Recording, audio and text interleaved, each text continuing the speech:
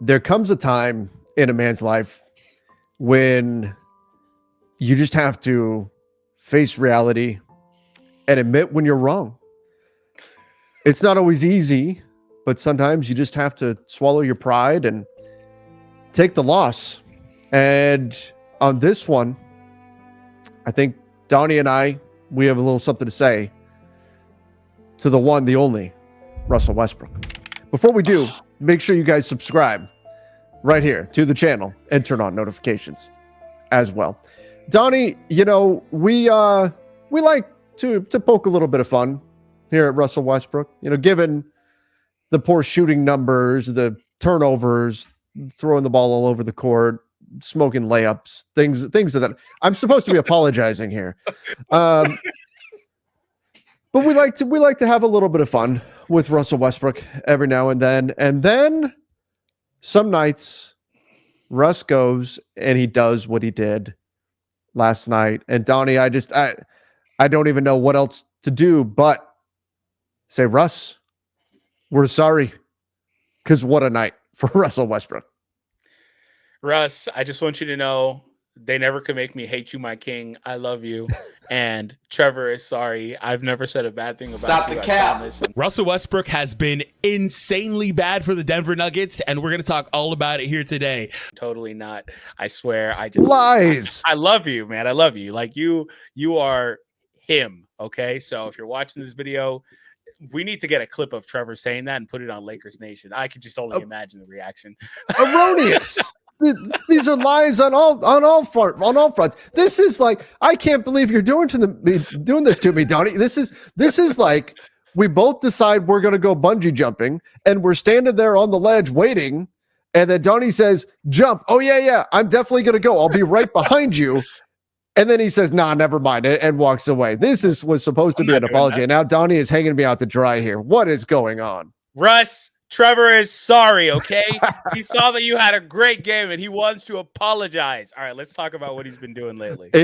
In all seriousness, the last couple of games for Russell Westbrook with the Denver Nuggets have been phenomenal. Now, are they sustainable? No, but we're being positive here. Look at what Russ did last night. In a crazy, I would never have predicted that the Nuggets would win this game against the Thunder, but maybe the fact that Jokic put up video game numbers has something to do with it. But look at Russ, 29 points, 6 boards, 6 assists. He did have 4 turnovers, but 6 of 9 from the free throw line, which for him is nice. 3 of 4 from 3, 10 of 15 shooting.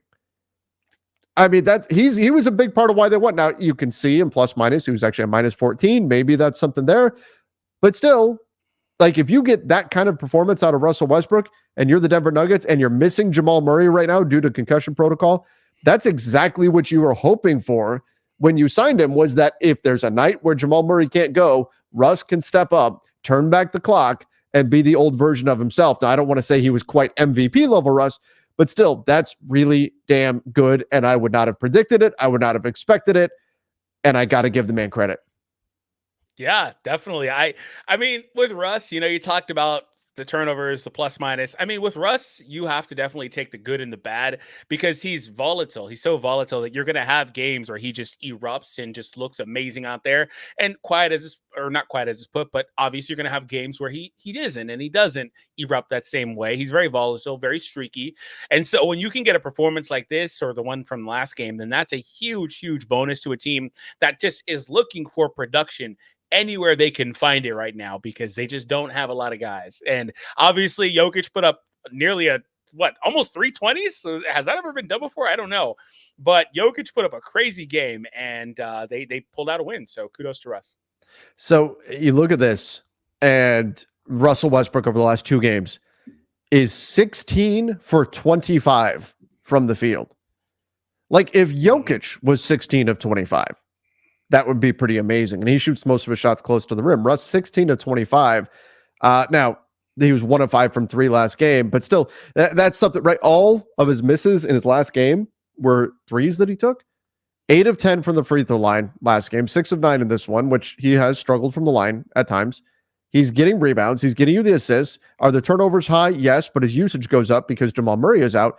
Like, if you're the Denver Nuggets, you're on a 3-game winning streak. I expected them to enter a really tough stretch of their schedule here, especially with Aaron Gordon out. And they're starting out the difficult part of their schedule with a win over the hottest team in the NBA, or arguably the Cavs too. But gave OKC their first loss of the season. Are we underestimating the Denver Nuggets, and are we underestimating Russell Westbrook? So I also want to say that the Nuggets had an abnormally hot shooting night from distance. They shot 16 of 38 from three, 6 of 10 from Porter. Okay, that's still hotter than you would normally see, but I could live with that. They got 4 of 8 from Braun, 3 of 4 from Russ. Those two are, that's not what you typically expect from them. So I think, they made some huge shots tonight that is not particularly sustainable. Do I think that they're better than they get credit for? Yeah, probably so. I think with Russ, the perception around Russ is that he's going to just drag your team down to a meaningful extent just by simply having him on your team. You've heard other teams talk about addition by subtraction when it comes to Russell Westbrook over the last few years. And so I think that with him, because like I mentioned, he's going to give you a lot of good, he's going to give you a lot of bad because he's just such a volatile player. But I do think that if you're going to get a decent Russ game out there, plus minus aside, then you're going to have nights where you can win some of these games. And then especially if you've got the best player in the league on your team as well, they've quietly won 4 of the last 5 games, I believe, as well. So they're on a bit of a streak. And when they had their slow start, I think they were 1-3 or something like that. I did do a video and I detailed how Russ was making it difficult for them to win. But that was also underlined by the fact that several players, particularly Murray, who's not playing right now, was also really struggling. I mean, at that point, Russ was shooting 11% on the season from the field, which is like, okay, like this is obviously going to rebound in some way. Like it doesn't make any sense, right?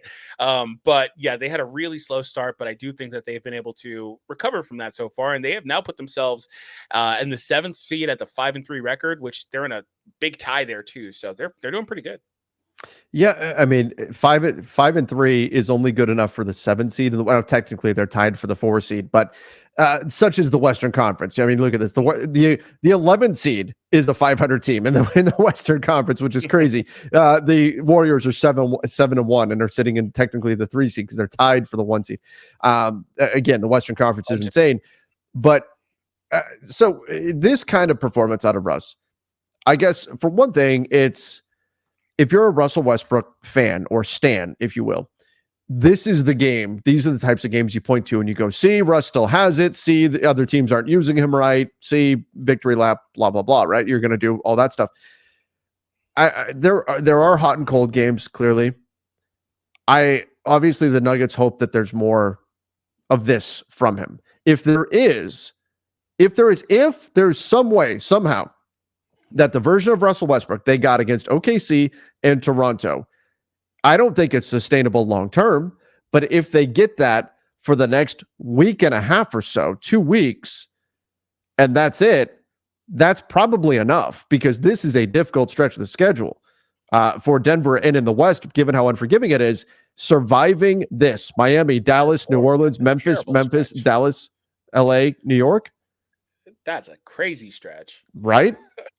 But this is what, if Russell Westbrook can channel this version of himself and be that for the next 2 weeks, this will make a big impact, I think, in where the Denver Nuggets finish in the standings at the end of the season, because this is the stretch that I predicted is going to really hurt them.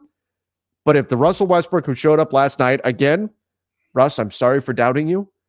If that version of Russell Westbrook shows up, they may just stay afloat, even without Aaron Gordon out there, who's been their second best player.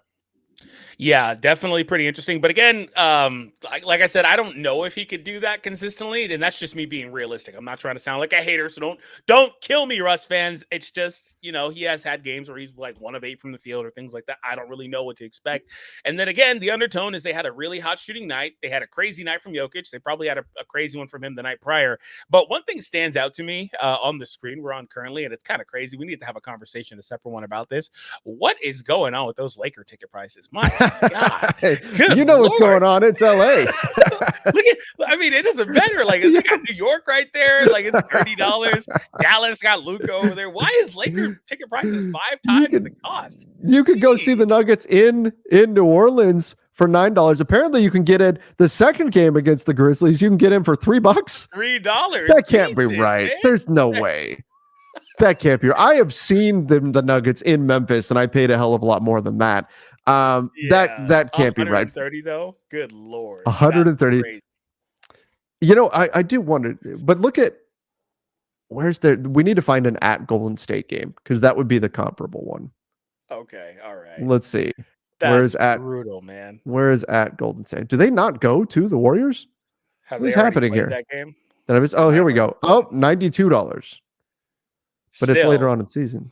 Lakers ones are still at 100 Lakers plus. Tickets, man. 140 at Boston. Good lord. All right. Okay. The bottom ticket prices are a little bit crazy, but man, I mean, like if I could maybe I need to consider going back to Memphis and going and checking out the Nuggets. If I can get in for $3, I might be sitting at the top of the building. But anyway, that's less than concessions cost. Right, definitely. Oh, I can tell you that. I was there last night for Lakers and Grizzlies, and I spent I think $25 on dinner. That's crazy. All right.